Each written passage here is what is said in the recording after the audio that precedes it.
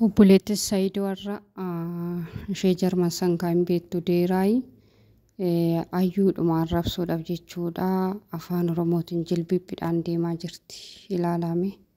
Ayyaantuun har'allee baay'ee na arsaa jirti. Na arsaa guyyaa mara na arsiti amma ka'arraati addaan walla ka'arraa addaan kanaaf akkanatti dhufe. Na isin galatoofadha kan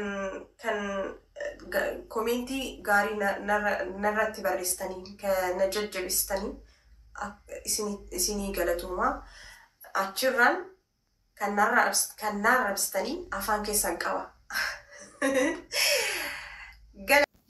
Sagaleen amma dhaggeeffatan kun Deeraa yookiin immoo obboleettii Saayidooti jettee kan dhufteedha kaa'e. Obboleettii Saayidoo eega taate jammar akkamitti afaan Oromoo dubbachuu dadhabdi? Obboleettii Saayidoo eega taate akkamitti afaan Oromoo dubbachuu dadhabdi? Amma afaan Oromootiin ayyuudhaa deebisuuf jettee miila dhiistee mataadhaan kan deemaa jirtu akkamitti afaan Oromoo hin dandeenye kun gaaffii kooti. Lammaffaa irratti immoo hundi keessaniyyuu as deebitanii ayyuun akkas taate Saayidoo akkas gochuu fi akkana gochuu fi jettanii zarraaf jechaa jirtu jechuudha. Hundi keessaniyyuu takkas dhufte immoo mistira ayyuu gadi wanta waliin dabarsan wanta bunarratti waliin dabarsanii wanta yeroo mana kiraa keessa turanii hunda kan gadi zaraggaatee boorsaa ishiitti naqattee dhufte takka jirti. Ishii bira hin geenyu achumaatee ishii yeroo biraa itti deebina. Amma Deerarraa waa jechuu dhufe sinee galee. Deeran okkee obboleettii Saayidooti. Yaa ta'u obboleettii Saayidooti eegammoo obboleettii Saayidoo taatee dursas dubbadheen ture ani. Ayyuu akkana Sumayyaarra gortee ayyuu hin qeeqinii siin jedheen ture yoo gurra qabaatte ta'e. Garuu kaashiin arras deebitee ayyuu arrabsaa jirte jechuudha. Kan miidiyaa kanarra jiru hundisaa ayyuudhuma arrabsaa jira. Maaliif qoy? Ayyuun ammas taanan okkoo balleessaa hin qabdu. Dhuguma yoo ta'e dhuguma yoo dubbanne balleessaa hin qabdu. Balleessan ishee hin qabdu tokko qofa. Innis immoo furamuu danda'a. Seegalee malee kana hunda uummanni miidiyaa hundi yookiin immoo gara Sumayyaa gortanii wanta itti duulamu miti. Seegalee wanti hubachuu qabdan jechuudha. Ammas Deerankaa ayyuuni obboleessa kootti qoricha goosisuudhaa fi akka inni ijoollee isaa hin barbaanne akka inni haadha manaa isaa hin barbaanne qoricha itti goosisuuf qoricha mana gadi isa teechisu daa'ima koos jedhee kan akka inni hin dubbanne taasisu akkasuma immoo haadha manaatoo Sumayyaanis na jalaa deemtee jedhee ishii barbaachas akka hin deemne qoricha mana gadi teechisu yaasuu wanta gaafatteef ka'a. Amma gadi baate jechuudha obboleettiin kuni.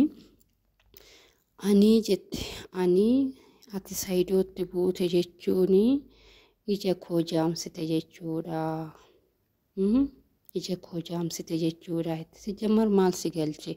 Saayidoon jaalatee barbaadee fuudhee jaalatee waliin jiraachaa jira. Siimi tokko kan ayyuu faana jiraachaa jiru. Obboleessa kee Saayidoodha kan ayyuu jaalatee ishee waliin jiraachaa jiru malee siis miti kan ayyuu jiraachisaa jiru siigalee kan jiraachisaa jiru Saayidoo kan waliin jiraachaa jiru Saayidoo abbaa manaas kan ta'e Saayidoodha malee wanti ayyuu wanna tokkoyyuu jechuudha. Deeraa ilaallatu surumayyuu hin jiru. Wanni tokko hin jiru. Dandeessuu walitti araarsi. Dadhabdummoo gidduu isaaniitii bahi. Sumayyaa irraas akkasuma dhokee kaaste kaarraa Sumayyaan sobde. Maaliif sobde seenaa maal jetteeni yeroo darbe torbee darbe keessa jechuudha. Ijoollee Saayidoo ittiin agarsiisaa Jamiilaa fi mucaasan jechuudha ittiin agarsiisaa dhufee daa'ima isaa yaalaalu jettee hordoftoota fuula irratti waadaa galtee fi ture jechuudha. Waadaa san cabsitee kaamma isheenis duubatti garagarte. Sumayyaan duubatti garagarte. Sumayyaadhaafis akeekkachiisa kennitee obboleessa kootitti hin taphatinii. Ati yaada garaagaraa qabda. Yaadni kee immoo kan akka ati Saayidoo waliin akka hin araaramne kan taasisaa jiru uummata si duuba jiruu fi warra koomentii siif barreessaa jirudha. Uummanni ishee duuba jiru immoo kan akka Deeraa, kan akka Salaam baay'eetu jira jechuudha. Baay'eetu jiru akka Saayidoo fi Sumayyaan walitti hin araaramne warroonni olii gadi mistira oofanii jechuudha. Ta'e jedheetuma mistira olii gadi oofanii warroonni dubbatanii jireenya Saayidoo fi Sumayyaa irratti gufuu ta'aa jiru. Sumayyaan immoo itti fakkaateeti daa'ima lamaan kana qabattee olii gadi fiigaa jirti malee eessayyuu hin geessu jechuudha. Akkanatti eessayyuu maaliif jireenya tasgabbiis hin jiraattu takka Adaamaa dhufti. Yoommoo Saayidoon Adaamaa barbaacha deeme Baardaar deemti. Yoo Baardaar deeme gara Yemanitti deebiti. Kun jireenya miti. Kun jireenya miti. Jireenya miti kun. Kanaaf jennaani Deeranis wanta dubbattu tokko beekuu qabda. Eegaa inni jaalatee barbaadee Ayyuu faana nan jiraadha jedhee yaa jiraatu. Atis immoo jireenya Ayyuutii fi jireenya Saayidoo gidduu seentee hin borcine. Si galee akka obboleessummaa keetitti meebii gorsii yoo dandeesse gorsi malee Ayyuu poolisiin qabsiisaa akka isheen obboleessa kootti hin siqne poolisiin ishee qabsiisaa maal kan jettu kun gonkumaa fudhatama hin qabu jechuudha. Mirgas hin qabdu. Poolisii qabsiisuuf mirga hin qabdu. Mirga maali? Mirga kamtu siif eeyyama? Jammari samiti kan jaalatee ishee waliin jiraachaa jiru sii miti. Maal si galchisi? Umtuu wanni si ilaallatu hin jiru.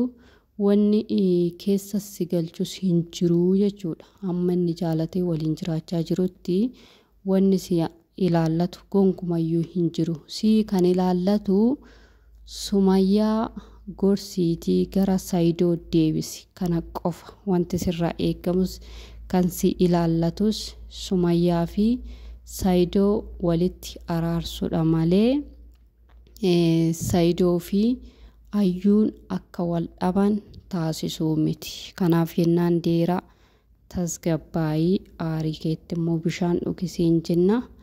Egaa kana fakkaata Deeraan miira keessa galtee turte.